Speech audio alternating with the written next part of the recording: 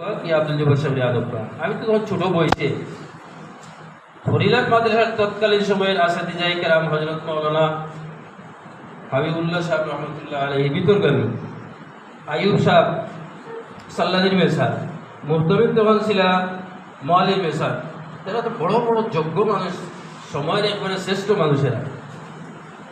আমি যখন গেছি মাদ্রাসাত গিয়ে আমার বই লাগে এরালে কীভাবে হইতাম, তো তার লাগে আগে একটু পরামর্শ হইলাম ভাইসাব কিতা করা যায়, ভাইসাব তো দায়িত্ব তো করতে।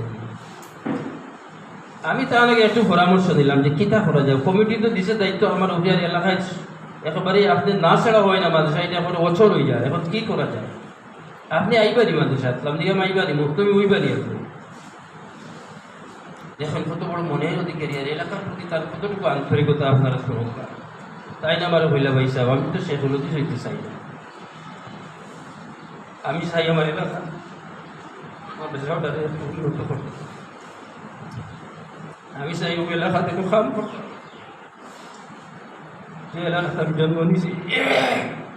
তাহলে আমি মারতাম নি তারা লোকে, আপনি যাইবা তো বলি যে মাতুক কাজে নূরপুরের মেসাব লইয়া ভয়লেও মাতিলাম সাল্লাদিন মেসাব লোকে, সাল্লাদিন মেসাব এই কথা খাওয়ার পরে তার জীবনে আগুন হয়ে গেছ।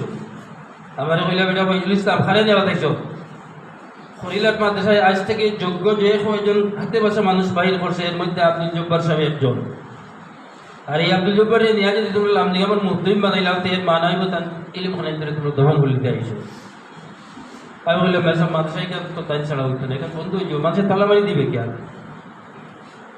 এরপরে ভিতরে আমার মেসাব গেছে গেলাম এমনি দেখতে তো বই লিখতে লোকে ডরাই কিছু মাতিলাম, তাদের দেখো তেন যাইনি।